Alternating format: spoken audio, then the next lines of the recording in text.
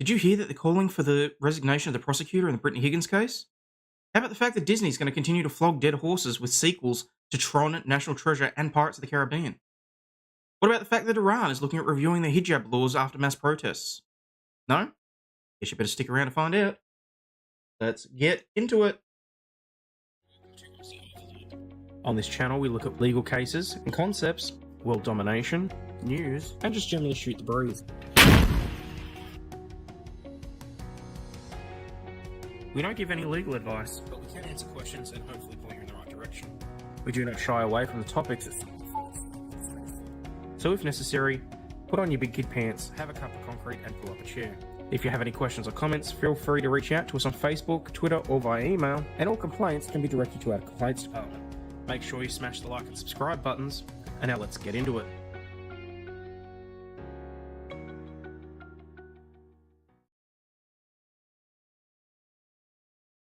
And good afternoon, good evening, and good night, y'all. Hope everyone is doing well on this Tuesday morning for me. Monday evening, afternoon. Very early in the morning for the UK. Really 1:49 a.m. Jesus. Hope everybody's doing well. I myself have my cup of concrete. Where has my chat gone? But more to the point, I also need to bring up Rumble. That's just piss poor of me, isn't it, people? Abso-friggin-lutely. Now you get to watch my head whip around like it's got whiplash. Oh, no, I haven't. Thank you for reminding me, Parallax. I'll do that on the way to work. Cheers. Now that the D&D streams have been moved, thanks to, oh, damn, that was fast. Now that the D&D streams have been moved to, like, a ridiculous hour for me, it used to be during my drive to Camperdown on Tuesday, I have next to nothing to listen to. I keep watching vidIQ videos about how my channel should be doing better. And doesn't that just irritate the hell out of me? So that is perfectly fine. No, I want to reopen my Rumble live streaming page, thank you. There, open that, and move chat up there. Alrighty.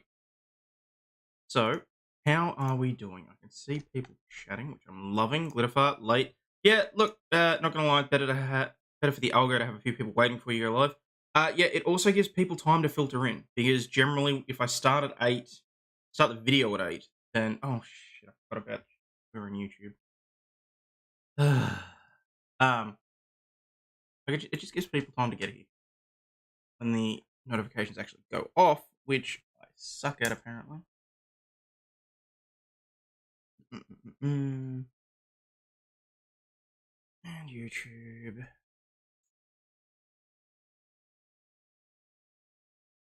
Pouring out a play. No, I just want to copy that.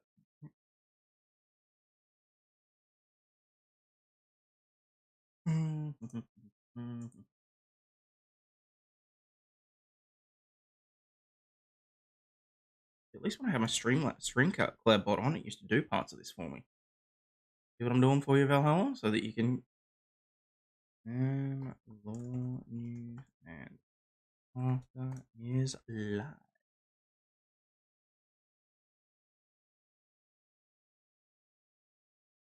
After is copied and tweeted about.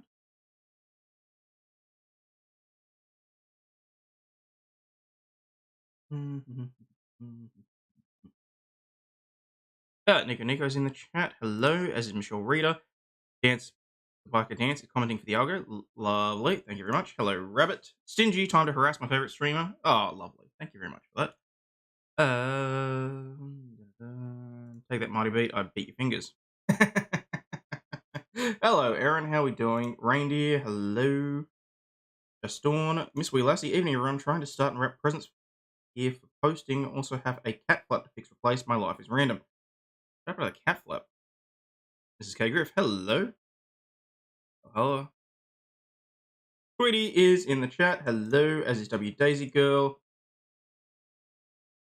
Alright, Pie. Good morning to you. Parallax is here for a bit. Fair enough. Oh, Rose. Hello. Jonathan Woot. I'm on time and not gay. Only because I was late and gay, let's face it. Cup of concrete in the morning. Glad you like it too. Double shot of concrete. Maybe. We'll see. Yeah, it's 9 p.m. in the UK. What the hell is Oh, right. Okay. I know what the shit is going on here. Something else that's supposed to be automated that didn't work. Hang on. Stream Deck.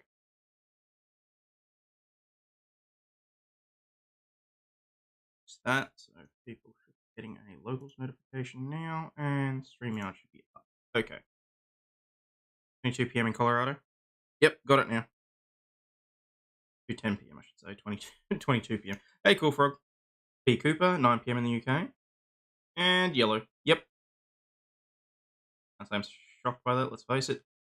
YouTube loves to spam inboxes. Does it really? Because I can't think of any instance where I've had notifications basically go out on time.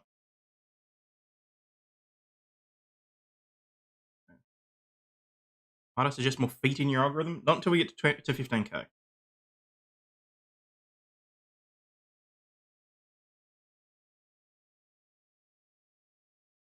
What have I thought about adding a second soundboard to up the subs? Soundboard.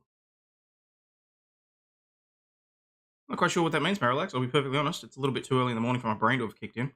29 p.m. Lost the past few hours. That sucks. Jason J, what the fuck? No notification again? Well, look, locals and Twitter ones have gone out, so hopefully people will be able to see. It's literally just gone out in the last 2 minutes, Aaron.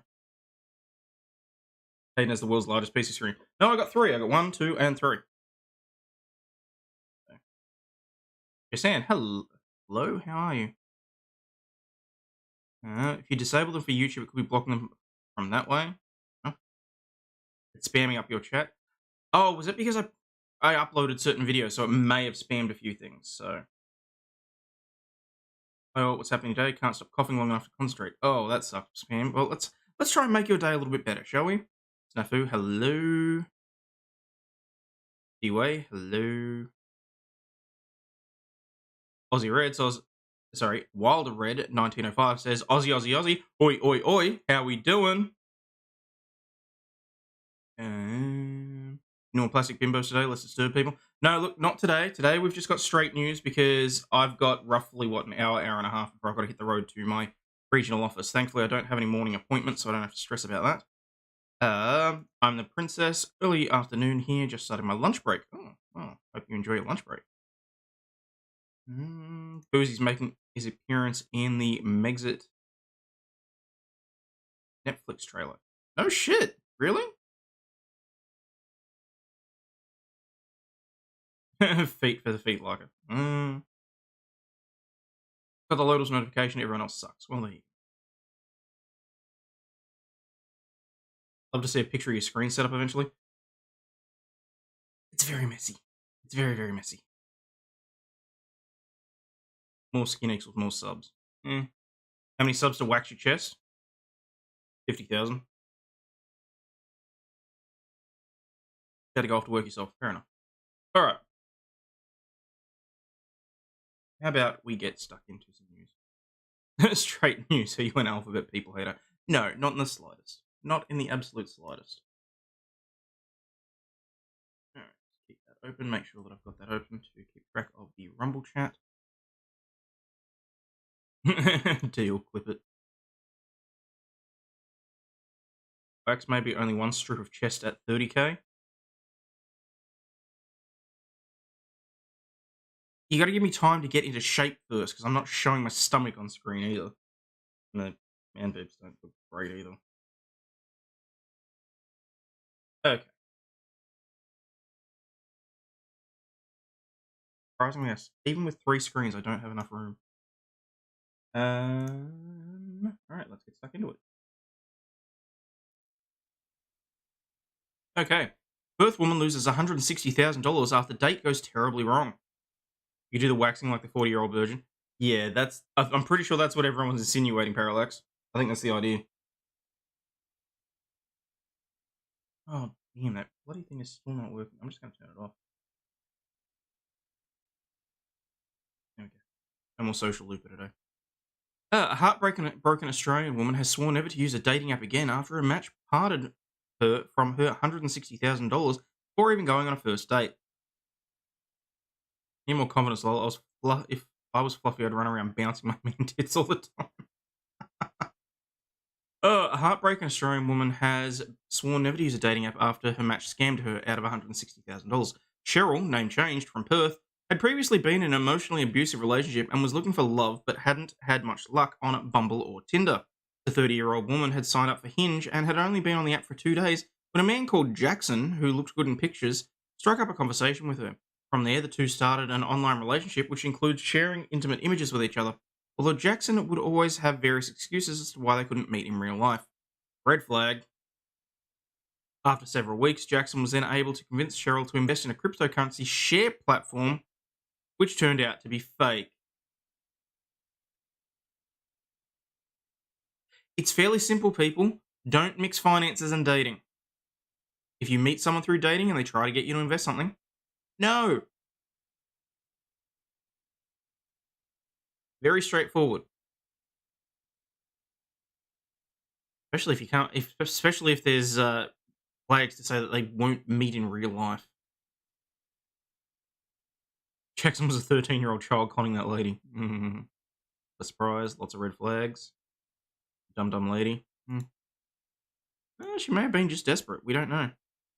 Also, don't trust people on the internet. No, especially if you've never seen their face. Cheryl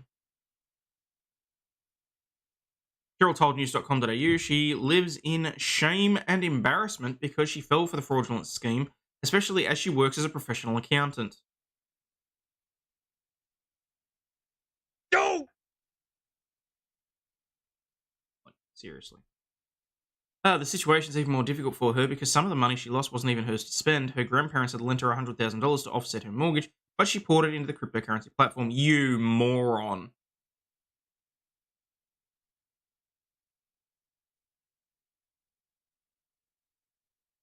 Is prostitution mixing finance and dating? Well, no, because a prostitute's not supposed to date their clients.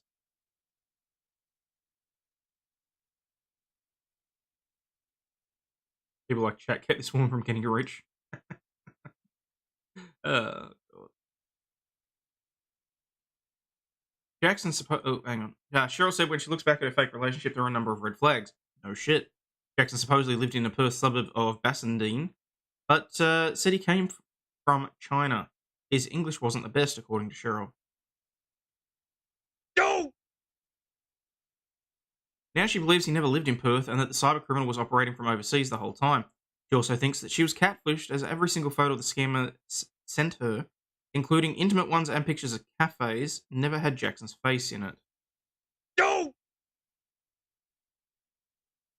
Only one photo contained an additional picture of Jackson, which was him in a bathtub, but she believes that this easily could have been found online, along with the other ones used to create the fake profile. Jackson also claimed he worked for Metricon Homes, but later upon researching it, realised that they don't have a Perth office. No! The biggest alarm bell rang for Cheryl when she was swiping on the Hinge app and saw a profile of another man who had the exact same answers as Jackson. I confronted him about it. I was like, what the fuck? But Jackson was very convincing, and she ultimately decided to let it go. No!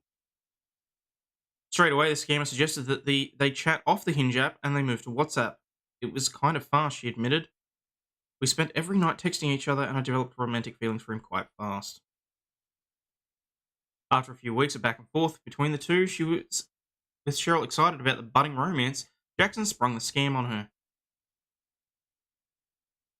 Did he try to sell her an established title? How many mistakes can one person make? Plenty, apparently. He promised her she would become a lady as well. What's the name of the company you want to make sure you avoid? Well, they've changed her name, so I dare say any other identifying features like that aren't going to be available. But then she deserved it. Bet he was a Nigerian prince too, quite possibly. I'm a prince, give me money. Hello, Fedorovsky, how you doing? Wonder if he's related to Big Ron, who I keep getting emails from. Okay.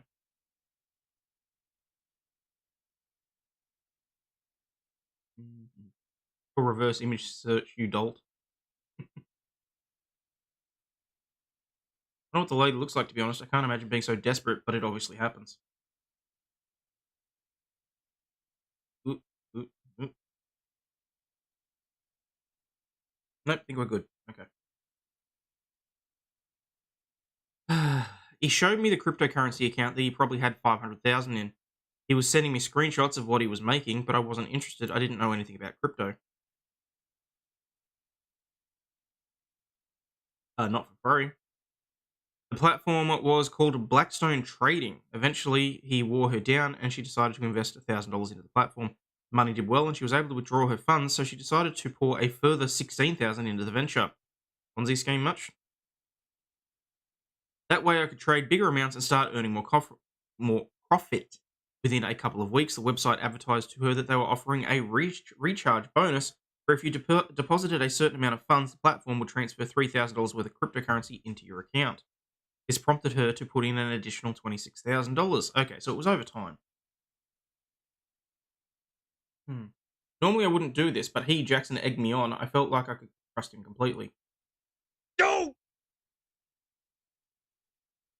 They then offered a couple recharge where if you donated 50,000 each, the company would give you a $10,000 bonus. Jackson sent Cheryl a screenshot of him putting in the 50,000. She then followed suit. Go! Jackson sent Cheryl a screenshot of him putting in the. However, the whole scheme came crashing down. How does this not look sus? How does this not look sus?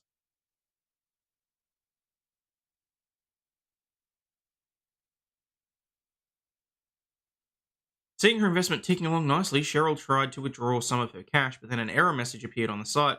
The account was then frozen due to suspicious activity, and Cheryl was informed that she would need 50% of her balance, which was around 50,000 to unlock it. So she's already put in almost 100,000, and she needed to put another 50,000 in order to unlock her account. Yes, that's one way of getting additional.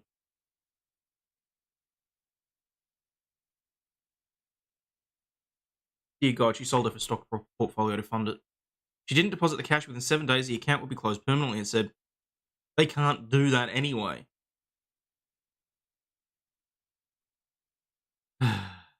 I had my stock portfolio of $60,000. I liquidated my entire stock shares. It was 2 years worth of stocks. But the investing platform still wouldn't release her account and demanded another 20%. I'm shocked. She asked Jackson if he could front the money, and he made an excuse that he was being investigated by the ATO and couldn't possibly give her any cash. By this point, she realized it had all been a scam, especially after filling in her friends as to what had happened. Maybe talk to your friends before you invest in something like that. I ended up blocking him on WhatsApp, deleting him on Hinge, and I'll never use Hinge again. Shura made a complaint to Hinge, and they swiftly deleted both scam accounts from the platform, which she'd flagged with them. In a statement, a Hinge spokesperson said that they take fraud very seriously on the platform and that they use AI and content moderators to delete fake accounts. Clearly not enough. As daters look for more meaningful connection, we continue to invest in new updates and technologies to keep them safe. Hinge is looking to introduce a selfie verification tool so that users can confirm the authenticity of profiles, to encourage users to verify their accounts and match with others that have verified profiles.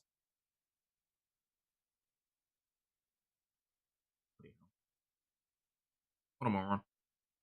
Normally I wouldn't do this. Ha ha ha. Fiddler nuts. Oh yeah. Well, yeah, okay. Dumb lady. Yep. Sounds like she was dating Sam Bankman. Nigerian Prince Trading Incorporated. Morning, Andrew. Good exposure and defamation of character in the opening again. What? Don't recall defaming anybody in the opening. Thank you very much. What did I actually say?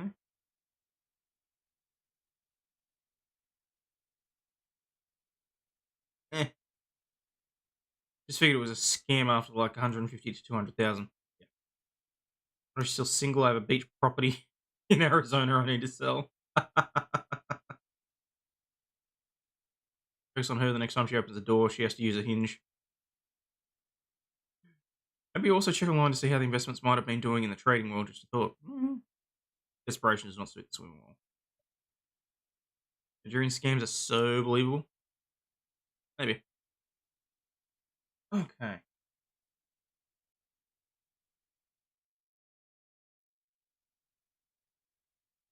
Resignation call after trial of Bruce Leherman, the man accused of sexually assaulting Brittany Higgins.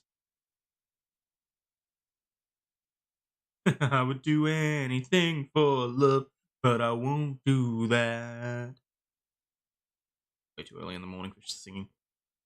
A Canberra criminal lawyer has called for the Director of Public Prosecutions, Shane Drumgold, to resign in the wake of the collapse of the Bruce Leherman trial, and for the ACT Integrity Commission to hold an inquiry into the decision to prosecute. Peter Woodhouse, the managing partner of Ulrich Lawyers, made a statement on Monday night in a blog post, and the police claim police claims that there was too much political interference in the trial. Leherman had pled not guilty and was never convicted of a crime. I might be. Hmm.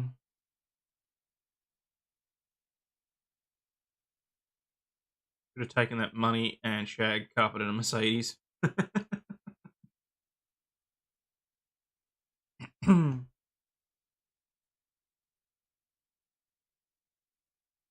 Mr. Woodhouse, whose law firm has been in dispute with the office of the DPP over a separate matter, says Mr. Drumgold should consider his position. So he's throwing in some political clout to try and okay. So this is just an opportunist. Hate these kinds of lawyers. Ooh, I'm in an argument with someone over something, and all of a sudden something completely unrelated has happened that I think I might be able to twist and use to my advantage. Pretty much every lawyer would do that, but that's not the point. On Saturday, The Australian published an explosive story that revealed that those of us in the inner circles of the ACT criminal justice system have known for many years. ACT police believed that there was insufficient evidence to ever prosecute Mr. Lerman, but could not stop the ACT Director of Public Prosecutions proceeding with the prosecution because there was too much political interference, he wrote in the blog. Before you dismiss that sentiment too readily, it is trite to note that it came directly from the diary notes made by the manager of the criminal investigations for the ACT policing detective and superintendent Scott Moller. Mr. Moller's notes did not identify the source of the purported political interference. The article in The Australian revealed that in a separate executive briefing in 2021, Superintendent Moller advised the investigators that serious concerns in relation to the strength and reliability of the complainant's evidence, and it listed a series of concerns held by senior police. Interesting. It is integral to any proper functioning justice system that the police have faith and confidence in those that prosecute. Not really. The police have the job, the lawyers have their job. It's really all that matters. The public also need that faith, that's true. Otherwise, the system will fail. It appears the ACT system is irreparably broken, and there is only one way to quickly fix it and to restore public faith in the criminal justice system. In the ACT, Shane Drumgold must resign as ACT Director of Public Prosecutions. On Friday, Shane Drumgold, SC, the ACT's Director of Public Prosecutions, filed a notice declining to proceed further with the prosecution of Bruce Leherman. That just annoys the shit out of me.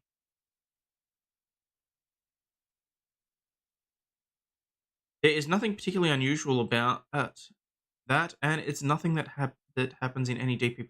What? It's nothing. It's something that happens in any DPP office from time to time. I'm going to take these off. From time to time. What is astounding is that what is astounding is how that was announced to the world via a press conference. Outside of the USA, in a post-Trumpian era, when have you ever seen a public prosecutor hold a press conference to announce their decision to initiate or end a prosecution? I cannot remember, and neither can my colleagues, any similar example by any other DPP in any other Australian jurisdiction. Mr. Woodhouse writes that Mr. Drumgold was hoping to get get on the front foot by making the announcement outside of the courtroom. His unusual press conference made a number of things pretty obvious. He maintains it was his decision to begin the prosecution against Mr. Lerman. He maintains he believed that there were reasonable prospects of securing a conviction in the matter, and he maintains that he is still of that belief. What is abundantly clear is that there does not seem to be anybody in the ACT legal system outside Mr. Drumgold's office who shared that view, including senior members of the criminal investigations in the ACT policing. Clearly, in light of the revelations contained in the Australian, there needs to be an investigation into the decision to prosecute Mr. Lerman in this matter. The Integrity Commission should conduct a full investigation. This is such bullshit. All its lawyers have been in conflict with the AFP and the DPP after partner Ben Ulrich was charged with conspiracy to launder money. Mr. Ulrich has pled not guilty. His defence team alleges police used illegal actions and entrapment. That case is still before the courts. In his blog post, Mr. Woodhouse also criticised the role of the ACT Victims of Crime Commissioner Heidi Yates. He has not yet demanded that Yates resign. That investigation should also examine the role and involvement of Heidi Yates in the ACT Victims of Crimes Commission. Miss Yates' conduct in the matter, including the complainant's press conference immediately after the jury was discharged and Mr. Lerman's trial was aborted, has already been the subject of public scrutiny. As the leaked material details, in May 2021, Superintendent Muller was informed that Miss Yates had advised the police that any contact with the complainant was now to go through her rather than the complainant directly. That's not necessarily unusual. This reads to me as a complete, like, PR sour grapes because they've got issues with the office of the DPP. They're hoping that he resigns and that maybe someone that's a little less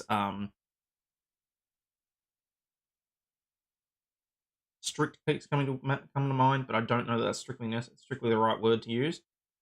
They're hoping someone a little more lenient, in my opinion, is going to take over for him.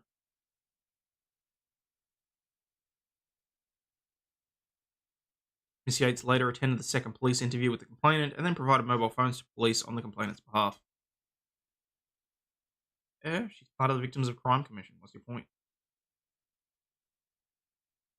Okay. Anyway.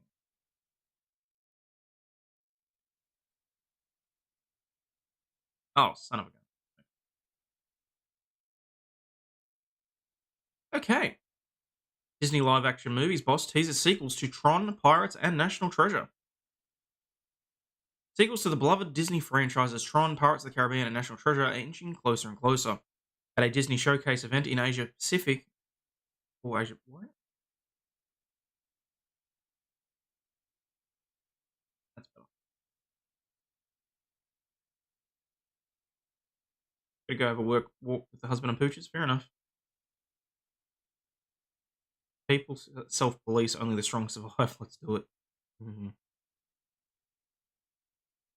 I mean, technically Australia already does that. Hello, Lene. How are you doing? It's sort of survival of the fittest here, anyway. So,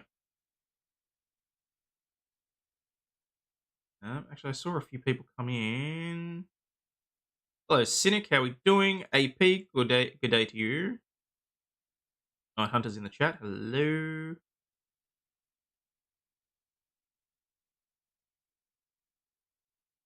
They really have no original ideas, do they? Unlike my book, Sperm Bank Robbers, totally original crime investigated for that one. Oh. Execution, how you doing?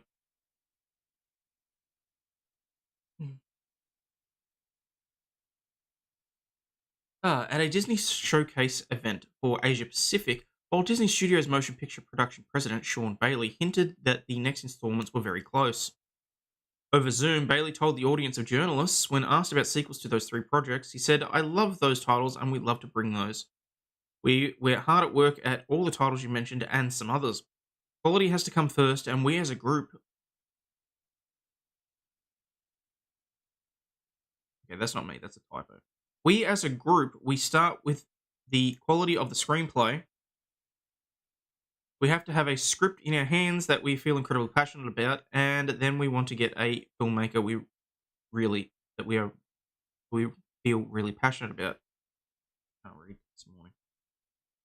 We're getting close, and I think we're going to hear more about what some of those are really soon.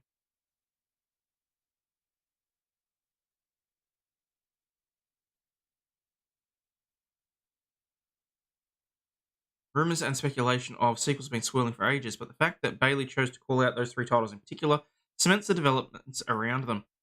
On the surface, it appears that Bailey was merely answering a question to him and that his answer is somewhat non-committal. But it should be noted that Bailey was answering a prepared question written by the Disney team and asked of him by the hosts hired by Disney to MC the event.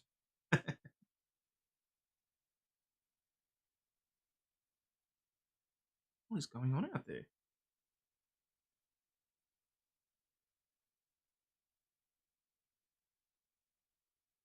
Oh, it's Tuesday. That's what it is. Tuesday. Hmm. Lightning strike and blew a woolly butt to bits, splinters from a tree 110 meters away. Damn. Make sure to hit the like button. It will make Aussie Overlord smile, and it only takes a second to smash. That's true. There's a smile. But it's not quality, and they know it. Hmm.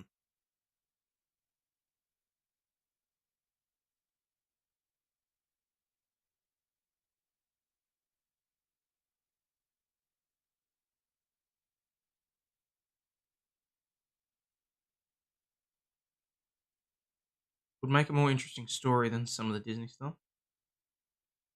What was that? Wasn't kidding about the book, by the way. Sperm bank robbers on Amazon. It's about stealing someone's frozen samples and holding them for ransom. Oh, good. Hey, Linda, how you doing? Hello, Maddie's mum. Hello. Uh, why would you flog Tron?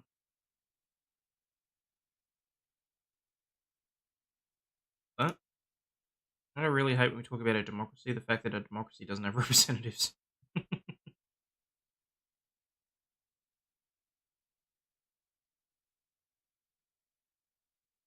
This wasn't a question from a journalist in the audience. The choice to call out Tron National Treasure of Pirates of the Caribbean was deliberate and made by Disney. But didn't okay? Correct me if I'm wrong though. Wasn't the whole thing about the whole female-led Pirates of the Caribbean? Didn't that tank and hasn't that been cancelled? So are they just like going to try and reboot the series as a whole?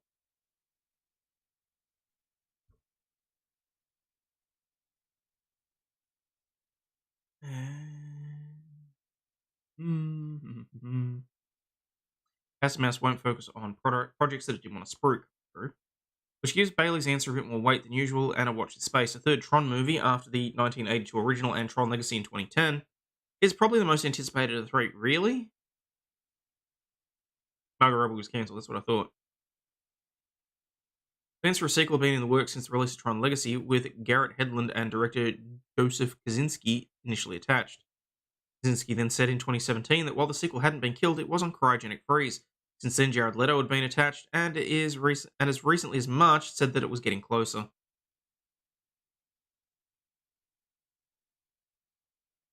they ever want to finish the franchise for good, they could always cast Amber as Jack Sparrow. Oh god, could you imagine if there is more than likely an alternate world out there somewhere where she was cast as Jack Sparrow?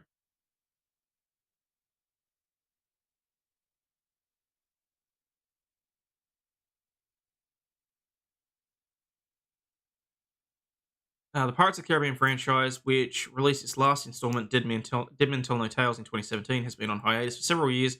The last months, there were rumors that controversial lead Johnny Depp was primed to return for a sixth movie. I was pretty sure he told that. I was pretty sure he said that he wouldn't come anywhere near it, didn't he? The leaked call shoot from the production's test shoot, as reported out of the UK press, purportedly showed Depp's name, while an insider claimed it was to start filming in February. Depp's star is seriously tarnished after years of controversies linked to ex-partner Amber Heard's allegations of domestic abuse.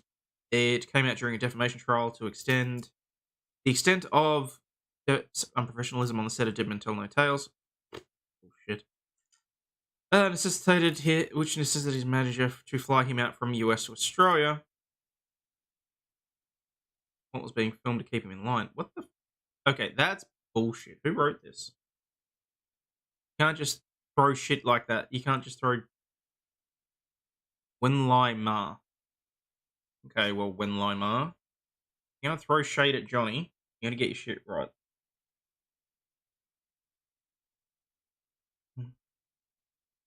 Send a leave request via Discord. Just need a translation to layman terms. Oh, was that you, Night Hunter? Okay, yes, I've read through that. I will get back to you.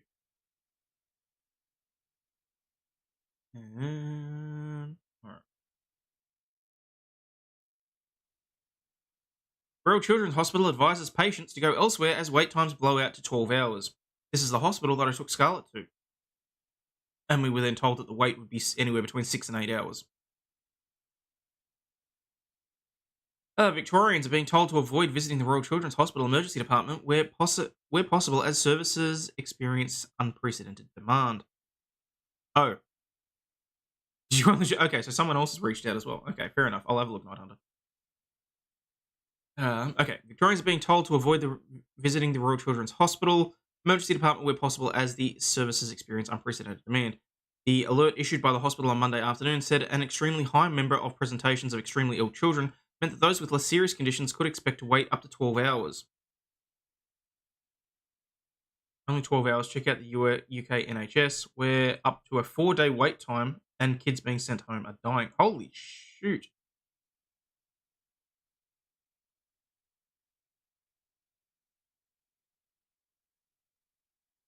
Royal Children's Hospital is warning parents to stay away from its emergency department if possible, with doctors facing unprecedented demand. Stephanie Anderson is following this story. Steph, there's already a huge number of patients waiting. That's right, Alicia. There's more than 90 kids currently in ED. Many of them are seriously unwell. So we're told that those who've had their condition classified as less serious have now been warned that their wait time is likely to stretch as long as 12 hours tonight. Now, I've spoken to the hospital a short time ago. They say they can't put a very clear reason on this surge. They say COVID hospitalisations are at a sort of a normal level. Staffing numbers are as strong as they can possibly get them at this stage. But they have taken the unusual step to put this warning out to the community because the demand is very intense. Here's Associate Professor Tom Connell with some advice to parents. We'll be prioritising the more unwell patients, and therefore patients may wait if they're less unwell for a long period of time. Doesn't mean there's no priority in those patients, but we always have to treat the sicker patients first. Now, the RCH says they've reached out to staff who are on days off or who are willing to work longer shifts to try and bolster the numbers. They're also looking at their inpatient wards to see if they can clear any of those numbers out of emergency. But, Alicia, pretty clear advice tonight that coming to the RCH should be the last resort and only for the sickest patients. Yes, indeed. OK, Steph, thank you. That's never good. Staff have already volunteered to work extra shifts, and a call has gone out to doctors to come in on their days off. Extremely high levels of acuity of our already admitted inpatients. It's not safe to discharge patients to free up beds, a statement from the hospital said. We will always treat the most seriously ill children first, which unfortunately means some patients with less serious conditions may experience longer wait times. Chief of Medicine, Associate Professor Tom Connell, told the ABC Radio Melbourne that the hospital was seeing an unreasonable number of viral infections on top of the usual mixed bag that presents in the emergency department, while dealing with continued staff absences due to the bug. He said that the rate of presentations at the hospital in November were about 15% higher than usual and than what they had been pre-pandemic. By 6 p.m. on Monday, there were about 100 patients waiting in the emergency department. Holy shit.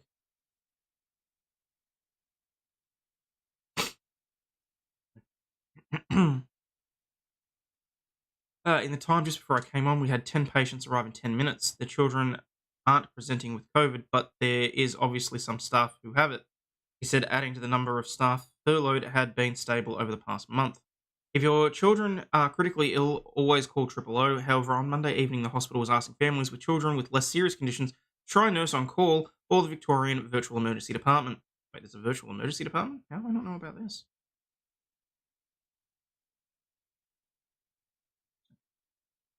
I need to promote that more.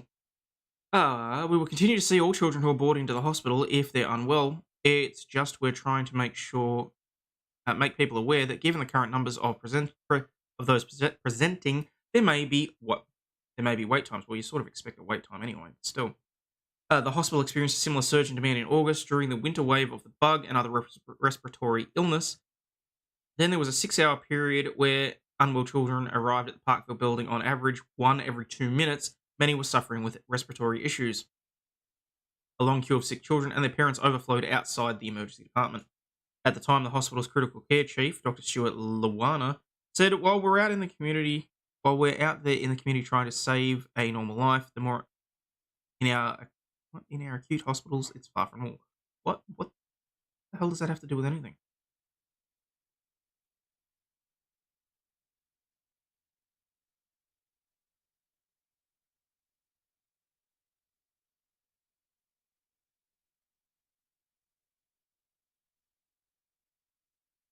Had a strep outbreak due to the bug lockdowns, and 8 kids have died so far. Interesting. I'm really hoping that YouTube isn't going to do me for misinformation on that one, but damn, that really sucks. 8. Last time you saw it was only 4. Better finally be well enough, not too busy to catch you streaming. Hey, Ben on the run, how you doing? 11-year-old charged over Darwin crime spree, greener bail. Of course they were. What are you ill with, Aussie? Isn't it summer over there? Oh, look, shit comes and goes, honestly. Daycares are basically just overgrown petri dishes. And the daughter's always bringing something home.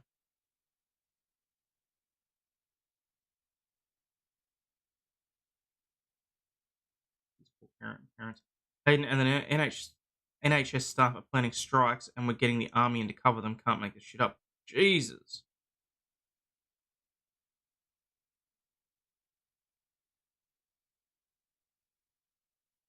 At the cost of prioritising child sex changes. Oh. Lockdowns kill children immunity. Now they're dying from chickenpox. Fuck.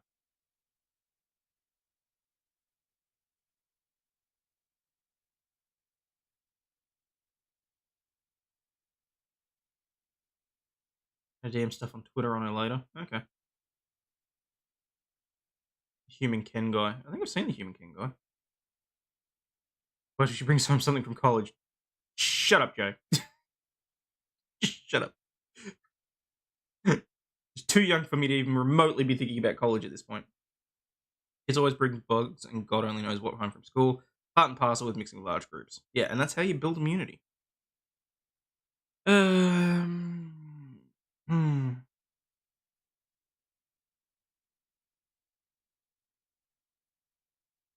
Where are we? Under a lot of pressure, there's a lot of illness in the community at the moment, and last night was no exception to that. It's just a broad spectrum of trauma, mental health, medical illness, and the whole spectrum. As the end of the third year of the pandemic approaches, Victoria's healthcare system remains under extreme pressure from the bug relating to staff illness and delayed care as a result of the pandemic. Ambulance Victoria declared a code red at the weekend due to a severe shortage of ambulance crews that saw some of the lights and sirens calls delayed. Ambulance Victoria has about 140 staff furloughed because of the bug, up from just 30 staff who had the virus at the start of October.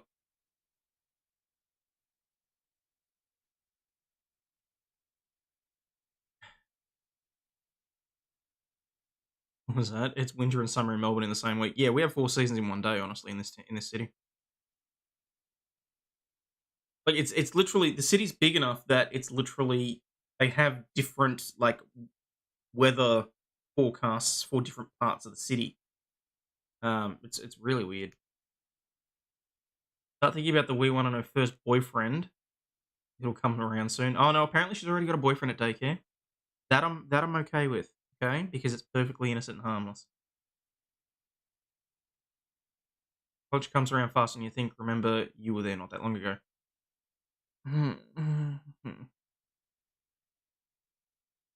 No, that's really not true, actually. It's been a good... Oh, crap, what? Almost... Wait, 2023 soon?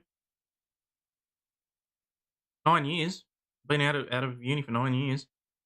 Damn, that flew fast.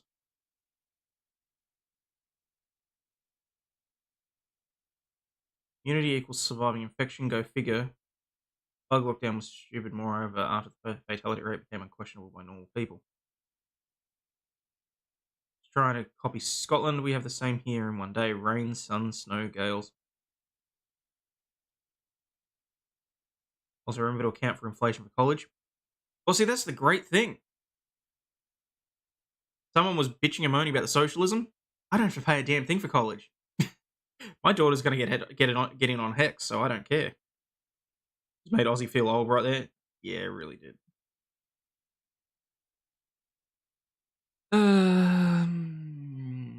Shit. Dirtbags like me and Valhalla Awaits exist all over in college. That's what I was saying. 9 years goes by quick. I hate. I really hate that. Hmm. How old am I? 31, about to turn 32.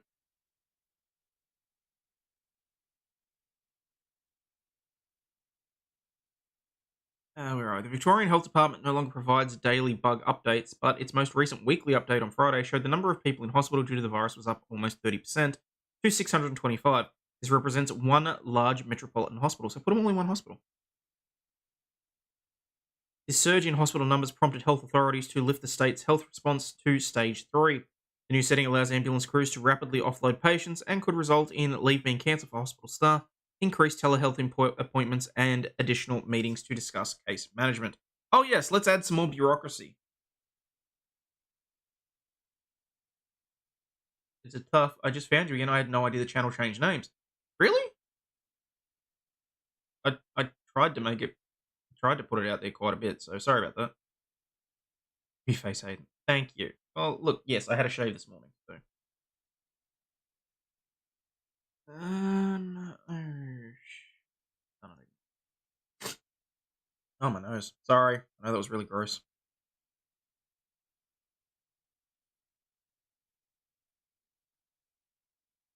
Been out of undergrad for 17 years, bachelor's degree can almost vote.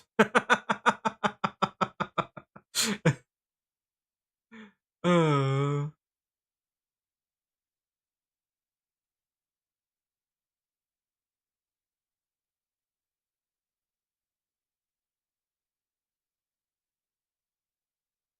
didn't shave your manly chest, though, I hope.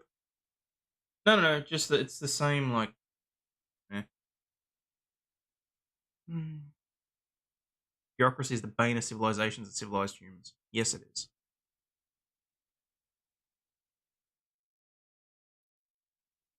Oops.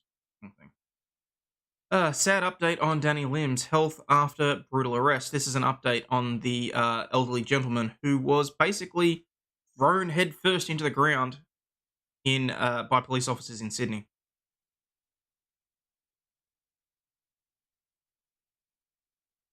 Viewers' discretion is strongly advised. Fair enough.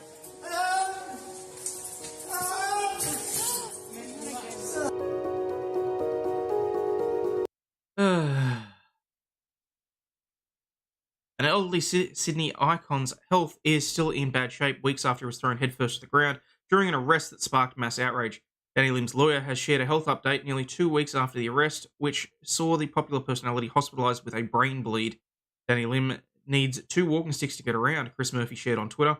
He requires specialist medical help that will continue in 2 areas of damaged health. Fucking brutal.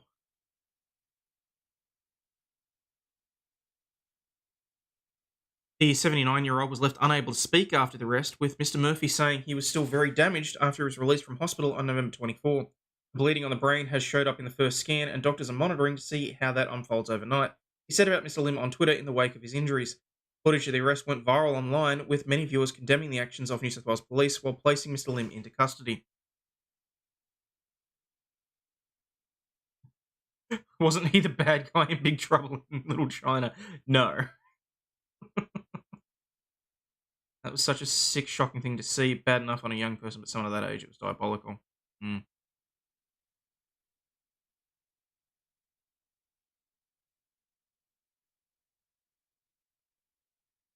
Fuck YouTube, that's all I say. Okay.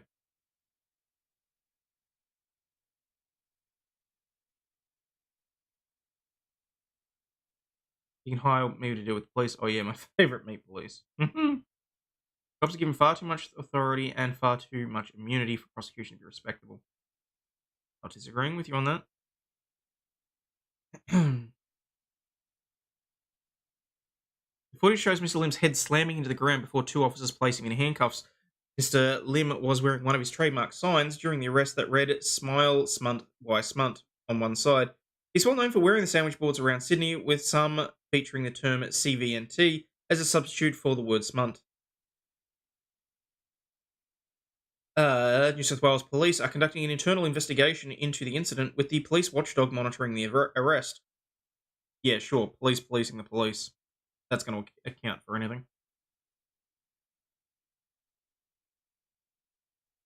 They actually drop him though, or was it intentional? I wasn't paying enough attention.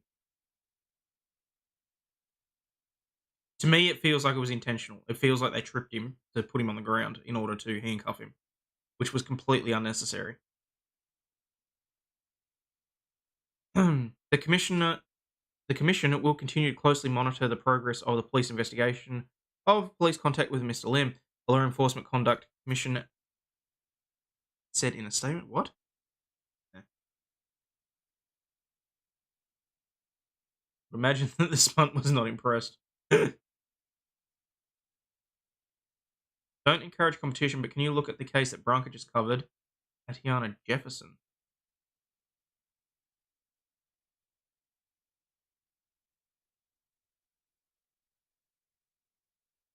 I'll put it on the list and have a look at it later. In that case, yeah, it's awful. Yeah. Mortal Kombat vibes. Danny Lim has been released from hospital with a plan in place for ongoing monitoring. Thank you to the staff of St. Vincent's Darlinghurst for loving care. Thank you to the community for your love and support. Hope you get your happy icon back with smiles and signs. No, Copper, I took it on board.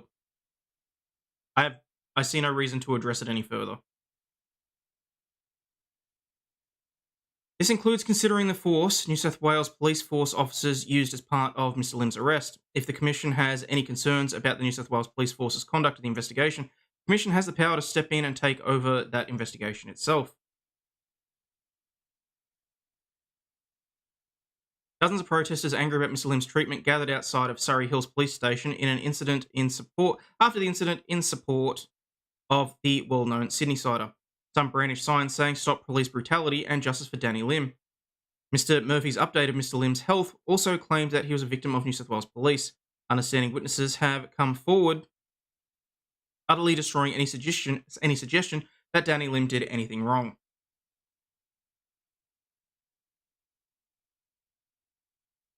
Okay. Now, I understand that he's already pissed off, but given that I didn't want to do it right in the middle of a news article, I will address what Copper has said.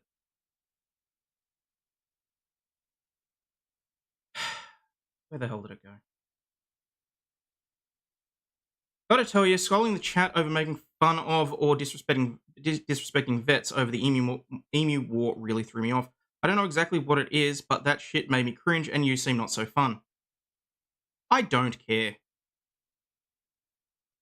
You don't like how I feel about something, you're perfectly free to disagree with me. There's the door. Okay? All it is.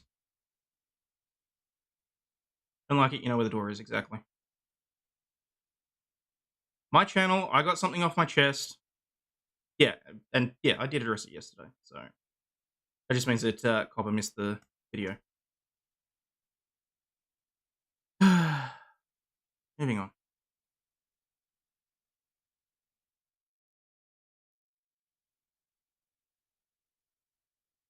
Are you telling me to go to your kitchen? Richard Pusey jailed for sending terribly graphic photos but could walk in days. Porsche driver Richard Pusey will be free from prison in days owing on time served after being jailed for 10 months for sending graphic photos of dying police officers to the Financial Services Watchdog. Images from the April 2020 Eastern Freeway crash that killed 4 officers were attached to a November 21 complaint Pusey sent to the Australian Financial Complaints Authority. Pusey, who uses the they-them pronouns, was found guilty by Magistrate Michelle... I can never pronounce that. McCurtowitz of using a carriage service to cause offence over the use of terribly graphic pictures. Pusey lodged a complaint with the authority after PSC insurance brokers, underwritten by Dawes Motor Insurance, refused to indemnify their black Porsche 911, which was significantly damaged in the Eastern Freeway crash. Pusey then made a $2.2 million insurance claim over the car, which was valued at $415,000. So this guy's just a huge pussy. The judge on Monday said it was hard to conceive of a more serious example of the offence she found Pusey guilty of. The 4 images each showed one or more of the deceased officers with circumstances around their death and injuries plain to see. Once seen, the images cannot be unseen, she said. Their use in the complaint was nothing more than gratuitous and belied the dignity that each of the officers deserved, she said. Pusey had expressed in the complaint how graphic and traumatising the scene was, yet took the unjustifiable risk of sending the images without any warning about the graphic nature to an organisation which existed to help them with their financial concerns. Harry Ganavis, the senior manager at the authority who received the images, previously described being repulsed and feeling physically ill after viewing them. The magistrate said Pusey had also unnecessarily and callously described the officers' deaths in the text portion of the complaint. She highlighted the need for deterring their ongoing criminal offending with her sentence, noting that they had a continued attitude of disobedience of the law. Pusey was sentenced to 10 months behind bars. With time served, the magistrate expects the 44-year-old to be released in days. The magistrate was also forced to view the graphic images as part of the hearing of the case and spoke candidly after handing down the sentence about the high regard she holds for first responders. Sorry. First-line responders do a remarkable job, and I can only think they must suffer some of the most cumulative trauma the more significant events they attend. Really want to convey my thanks and gratitude to those first-line responders. Pusey previously served a 10-month jail term for offending that included the rare charge of outraging public decency for filming the aftermath of the crash that killed leading Senior Constable Lynette Taylor, Senior Constable Kevin King, and Constables Josh Presney and Glenn Humphrey. The police officers had pulled Pusey over for speeding and were discussing impounding the Porsche when Mohinder Singh's truck crashed into the officers.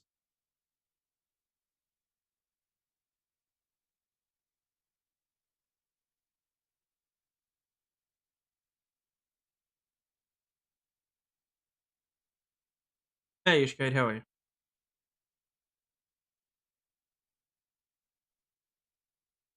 I'm all pissed that Gaiden is low energy today. Feels cuckish. I wish he would yell at me again. Well, what can I say? Unfortunately, certain things just sort of take the wind out of your sails. Have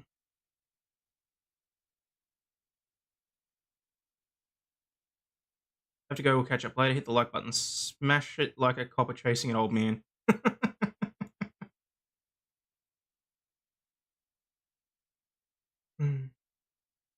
Oh, damn. Statuesque Smith literally just walked in the door as I was getting ready to finish up.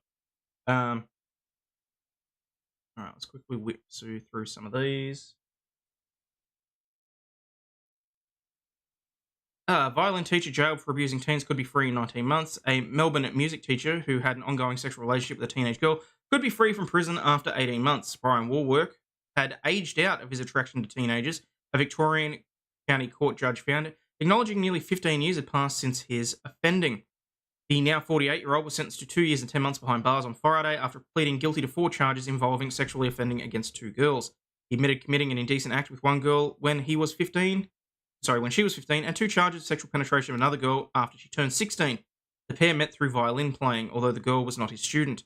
Warwork taught at Eltham College and had responsibility to report students he believed were at risk of grooming or sexual abuse. Instead of reporting it, he became the abuser.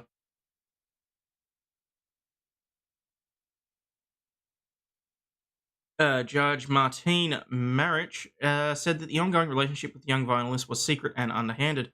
Warwork was aware the girl's parents condemned it, and as a result, they needed to meet covertly, communicating on secret phones he bought her.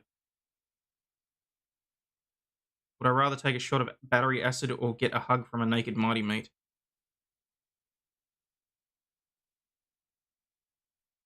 I'm thinking. Am I naked too?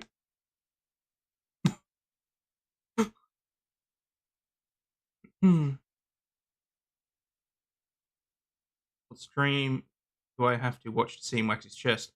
We still need another 10,000 subscribers before. You never age out of liking teenagers. This is stupid as hell, trust me. Hardy.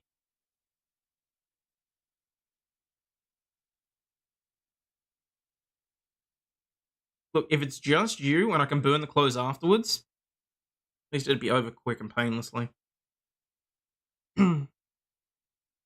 Ishgate's taking the battery acid way. Okay. He first targeted the girl after a performance on an overnight trip when he and a group of students stayed at his parents' house. Both naked, then I'm taking the battery acid. The young woman told the court she believed Warwork's interest in her was because she was special and mature for her age. I was convinced he was in love with me, but had been targeted by a twisted fucker. They started seeing each other after the first incident, and physical contact escalated to sex. Warwork infected her with a sexually transmitted infection, which resulted in ongoing gynecological issues for the young woman. What a fucker.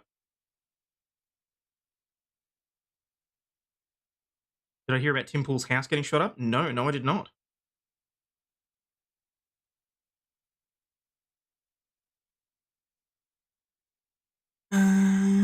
Now in her 30s, the young woman recognised that she didn't have a capacity to understand what was happening at the time. She hid the abuse from her parents, and her relationship with them became strained. I remember wanting to protect my abuser at all costs, she said. After his offending he had against her ended, Warwork targeted a second student, kissing and groping her. Marich noted that the offending didn't involve physical coercion, but it did involve psychological coercion. He had not offended since and had engaged in offender-specific rehabilitation. You have aged out of your attraction to teenagers and are a good prospect for rehabilitation. Bull fucking shit. Warwork, who had been on bail, was taken into custody on Friday. He was sentenced as a serious sexual offender. If you or anyone you know needs support, you can contact the National Sexual Assault, Domestic and Family Violence Counselling Service on 1-800-RESPECT, Lifeline on 13 11 14, or Beyond Blue on 1300 224 636.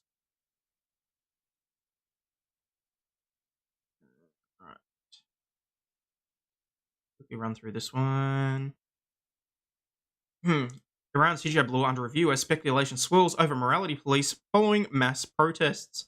Iran's Attorney General Mohammad Jafar Montazeri says that Iran's parliament and judiciary are reviewing the country's mandatory hijab law, according to a pro-reform outlet. Montazeri was also quoted as saying Iran's feared morality police have been abolished, but Iranian state media strongly pushed back on those comments, saying the interior minister oversees the force, not the judiciary. The wearing of the hijab in public is currently mandatory for women in Iran under strict Islamic law that is enforced by the country's so-called morality police. The laws around the head covering sparked a nationwide protest movement after the death of a 22-year-old who died in police custody after being apprehended by the morality police, allegedly for not wearing her hijab properly. Her death on September 16 touched a nerve with the Islamic Republic, with prominent prominent figures coming out in support of the movement, including top Iranian actor Tarana El-Adusti. The country has been gripped with a wave of mass protests that were first ignited by the death and have since coalesced around a range of grievances with the regime. Authorities have unleashed a deadly crackdown on demonstrators, with reports of forced detentions and physical abuse being used to target the country's Kurdish minority group. In a recent CNN investigation, covert testimony revealed sexual violence against protesters, including boys, in Iran's detention centers since the start of the unrest. On the hijab law, Monteresi said, "We know you feel anguished when you witness women without a hijab in cities. Do you think the officials are silent about it? As someone who is in the field of this issue, I say that both the parliament and the judiciary are working. For example, just yesterday, we had a meeting with the Cultural Commission on the parliament, and you'll see results within the next week or two." Right. What's wrong? Is it blurry? Shouldn't be. Everything should be going out at 1080p.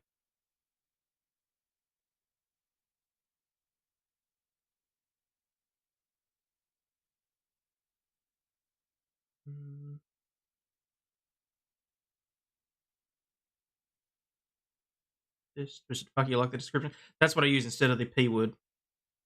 Going out at 720. Strange.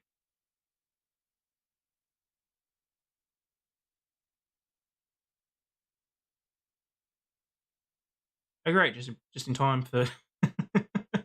Yeah, unfortunately. Let them hijab what we do without some tasty halal kebabs. As a practicing solicitor, which side of the fence do you sit on, prosecution or defense? Um, I try and stay out of criminal matters simply because I don't have the heart for a lot of the shit. Um, Generally, I believe in a proper affirmative defense, but I also believe that the system itself doesn't work properly if the prosecution aren't doing their job right either. So, literally sitting on the fence. If I had to lean either way, I'd probably go. I'd prefer to be in the defense camp.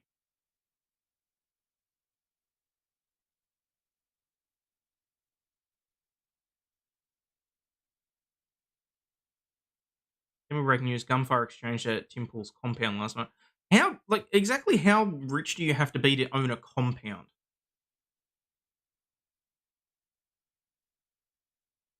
Group of guys broke into one of Tim's properties after being shot at by someone in the house. They dropped their shit and ran.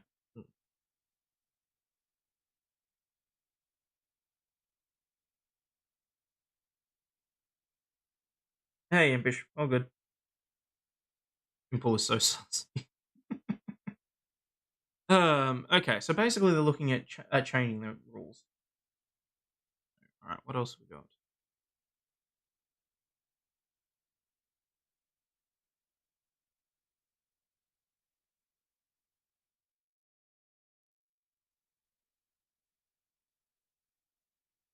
I have to turn off this bloody resource saving thing, I think. CBS anchor Margaret Brennan floats a plea deal for Hunter Biden in an interview with Eric Holder.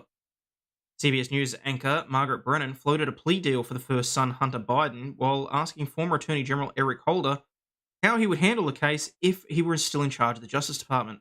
On Sunday's edition of Face the Nation on CBS, Brennan referred to an October report that FBI agents claim they've gathered sufficient evidence to charge Mr. Biden criminally. In asking for Holder's take, Brennan raised the possibility of a plea bargain for President Joe Biden's son. As someone who's been an Attorney General, I wonder as well how you think the case before the U.S. District Attorney in Delaware regarding the President Joe Biden's son, Hunter. CBS has reported that the FBI has sufficient evidence to charge him with tax and gun-related crimes. How would you handle this? A plea deal? Is the Attorney General boxed in to take a hardline position because of working for the President?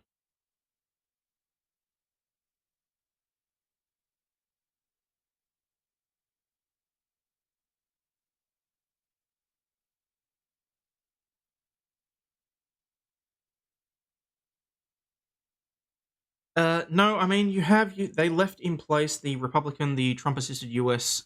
attorney in Delaware to consider the case. You got career lawyers working on it, career FBI agents. You want to listen to their recommendations and then again make a determination based on the facts and the law.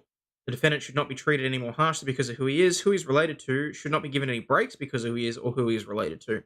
He should be treated as former President Trump should be treated, just like any other American citizen. If there is culpability, that person should be held liable for his or her acts, and if there is not a basis for a case should not be brought. But it will ultimately come to the Attorney General's desk. That's certainly the way I would have run the Justice Department, and my guess is also that they would be doing that would be something that Merrick Garland will be doing as well. That determination will be made, I suspect, in Washington, D.C. Is this really even something that should have been commented on? I don't, it's all complete speculation. Okay, nice, Anna Aiden. I had no idea criminal law wasn't your wheelhouse. I think you could be good at it, my friend. Look, criminal law and family law were two of my electives that I did as part of my rotation during my, what we'll call my apprenticeship. Just makes it easier to describe it that way. I did 6 months worth of family law. Broke my heart. Never going to touch it again. Criminal law had a similar effect on me simply because watching how fucked up the justice system is. I mean, you see cases where people come to you and they've legitimately done some of the most horrific things you can ever see. And then you have to be the one standing there defending them. Unfortunately, you do have to be a certain type of person to do that, and I'm not that type of person. And that's not casting any aspersion on criminal lawyers. I'm saying that in certain aspects, they are far stronger than I will ever be.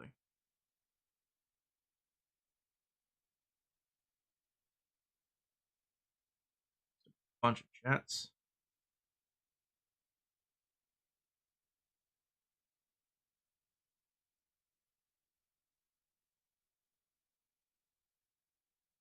What's under the beanie? Who's wearing a beanie? Must have missed that.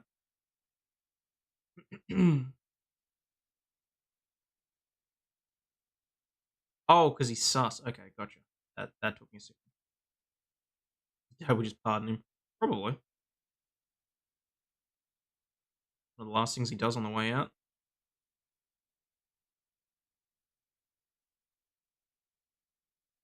They need to take down Hunter and the demented big guy. Tim Pool has the nuclear codes hidden under his beanie. They can get him out, so it doesn't matter. Yep. Just getting a cuppa. Fair enough. Treason is as treason does. No plea deal. Send him to Gitmo. Understand all breaks people down. Got an update on my phone, and now it keeps all acting stupid. Can you revert it, Flux? If not, send in a report so that they can try and at least know that there's issues with it. One man's stronger as another man's immoral. Certainly a way of looking at it. Hey, Lenny. Been a fairly innocuous morning, really.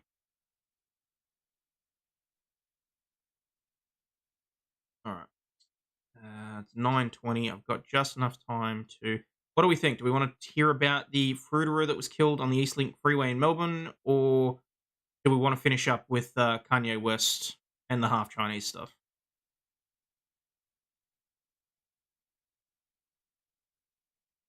I'm going to talk to you all for like an hour. Oh, really? Shit.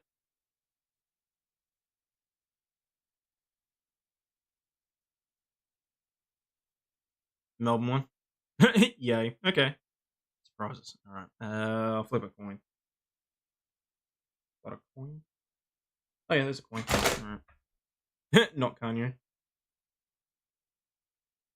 All right, not Kanye. It is. Anything but Kanye. Okay. All right. Gotcha.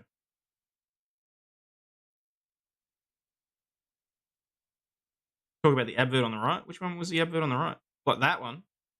I don't know why that keeps popping up. It's completely random, but it shows up every time I open up one of the pages on MSN.com. Kind of obvious that Kanye's trolling at this point. Okay. Aaron Ong found guilty of murdering fruiterer Pon Vagonia on the Eastern Freeway in Melbourne. A man who gunned down a fruiterer on the Melbourne Freeway is now facing life in prison after a jury found him guilty of murder. Aaron Ong, 37, on Monday appeared in the Supreme Court of Victoria, where there has been a trial where he has been on trial for slaying Paul Vagona, 46, who was shot to death on the Eastlink Freeway more than 3 years ago. It took a jury about 4 hours to find him guilty of murder.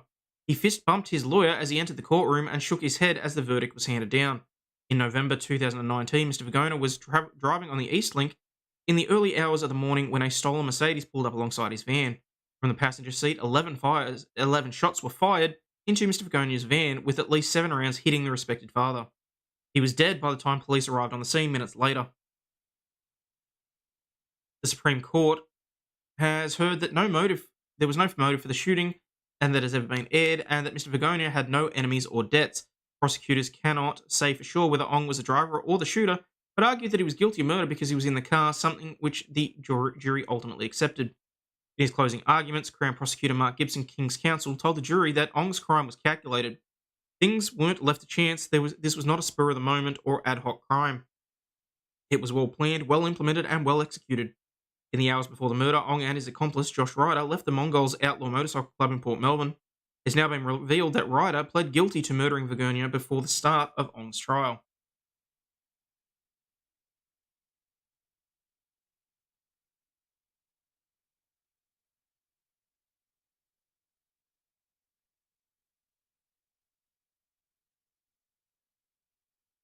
Fruiter, is that like a grocer with less selection? As far as I'm aware, yeah. Con the fruiterer. No!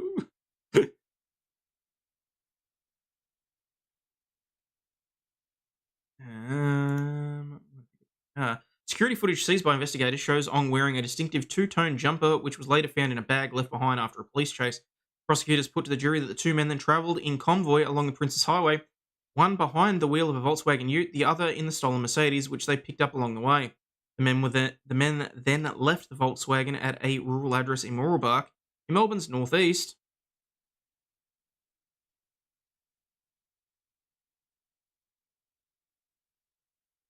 Before taking the Mercedes to an address near Mr. Vergona's home in Croydon, where they lay in wait for him. The Supreme Court heard that the pair did not know their arrival in Mooroolbark was captured on a security camera that was hidden in a tree by a builder and ultimately reported to police.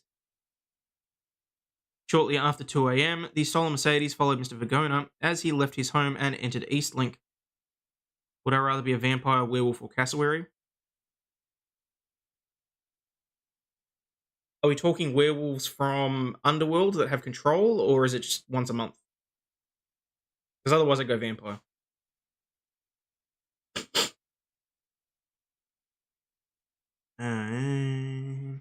Shortly after 2 a.m, the stolen Mercedes followed Mr. Vergonia as he left his home and entered the Eastlink. He was shot just minutes later.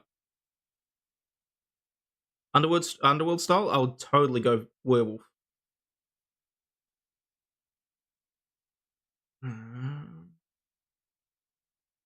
Hayden's def a werewolf. A were-cassowary. The men left the Volkswagen at the rural address in Mooroolbark before taking the Mercedes to an address near Mr. Vergonia's home, in Croydon, where they lay in wait for him. The Supreme Court heard that the pair did not know that their arrival in Mooroolbark was captured on a security camera that was hidden in a tree by a builder and ultimately reported to police. Shortly after 2 a.m, the stolen Mercedes followed Mr. Vergonia as he left his home and entered the Eastlink. He was shot minutes later. The Supreme Court heard that after the shooting, the men returned to the rural address in Mooroolbark, where they torched the Mercedes and left in the Volkswagen. The trial also heard that the blaze destroyed all forensic material, but the two false number plates survived. The two men were then pursued by police in a high-speed chase as they fled before crashing the Volkswagen and running away on foot. Ong will return to court next year for the pre-sentence hearing. Okay. Okay, so we've really got some stuff in here about Conjure Zombie. God, no, I don't want to be a Conjure Zombie. Underworld Vampire, fair enough. Vampire by a Lady of Guadalajara is real. Oh yeah, I really need to look at that tomorrow, I think. That is a special. Special Miss wants to mesmerize. So Underworld style. There you go. Listo Protocol livestream. What the fuck is that? Am I going to get in shit for even looking at this? Oh, it's a video game. Survival horror. I don't know. I'm not a huge fan of survival horrors, I'll be honest. But I'll have a look.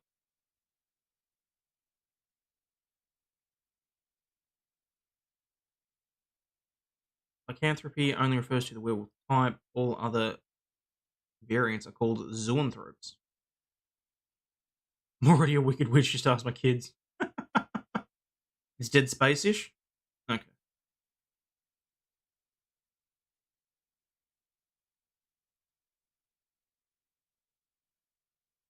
That's a bit funny. Someone doesn't know what a fawn is. That's good. Favorite vampire, though, is 30 Days of Night Vamps, more animalistic.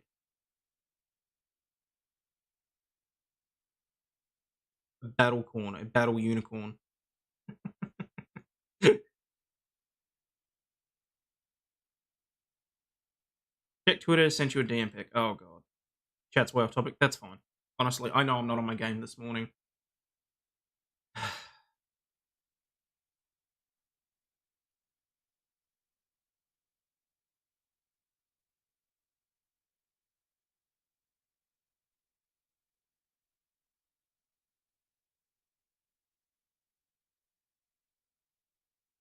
Oh, good God.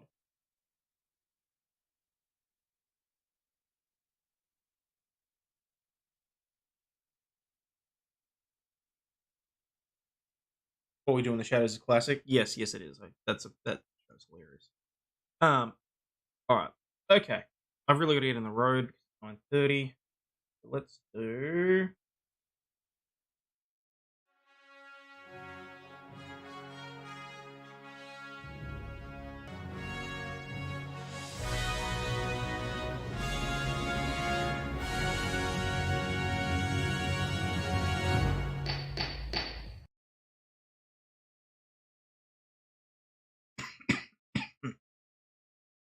I'm getting pumped for road rage. All right. Random number 195. Okay, so we already have it down. All right.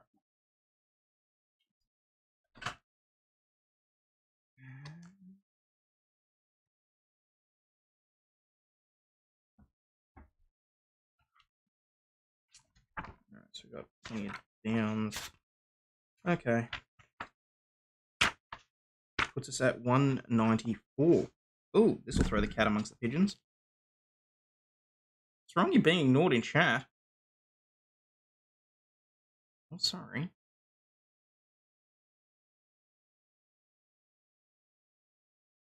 Wait, that chick's a lawyer? Really?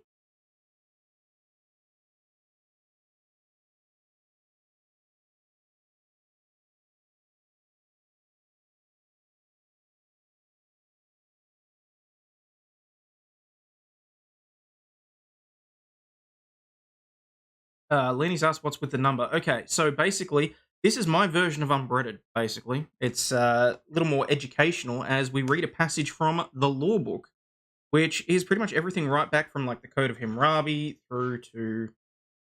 I think it goes right through till 2015 because it's. I mean, it's a book, so it doesn't get updated. But basically, if the number is an odd number, we have to go one up or one down because every second page is a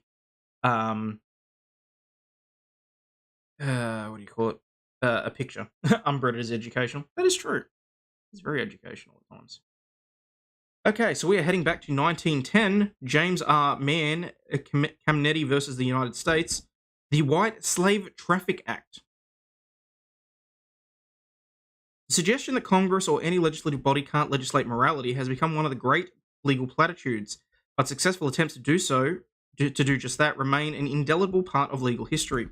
In June 1910, responding to a moral panic sweeping the country, Congress enacted the White Slave Traffic Act, better known by the name of the congressman who sponsored the bill, James R. Mann of Chicago, Illinois. The Mann Act made it a felony to willingly transport in interstate commerce any woman or girl for the purpose of prostitution or debauchery or for any other immoral purpose. The Mann Act arose in an era of rapidly expanding immigration and urbanization, and at a time when the nation worried about prostitution with an intensity never before or after equaled, according to Professor David J. Langham. Despite the Act's unambiguous aim, courts gave the Mann Act a more expensive reading. Focusing on its unambiguous aims, courts gave the Mann Act a more expansive... Oh, shit.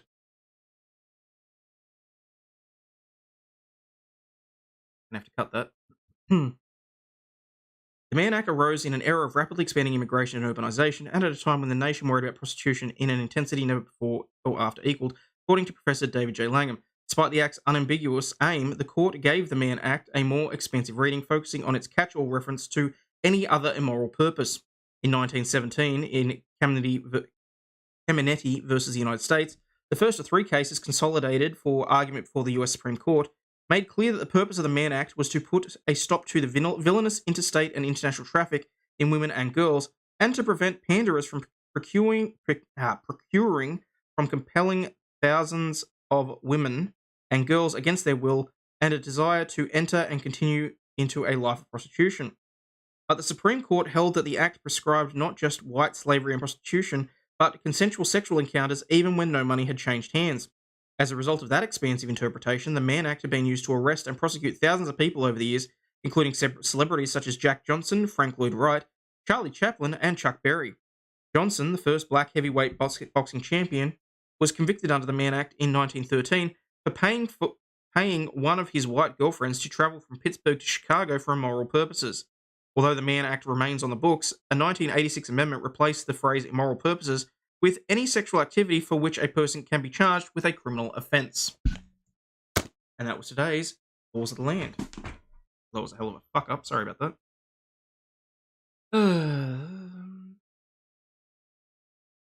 Looks amazing. Just waiting for the price to drop a bit. Okay, cool. Father from Super Troopers is a lawyer. Well, there you go. Domestic abuse survivor. Decided to live her life. DJ, modeling, tattoo artist now. Well, there you go.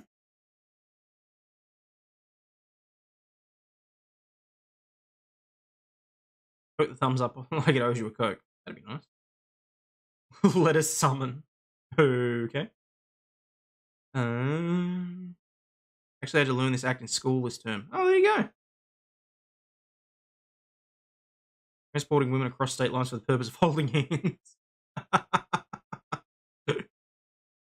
Man Act. Yes, it was the Man Act. Carrying your travels and anyone else who's oot and about.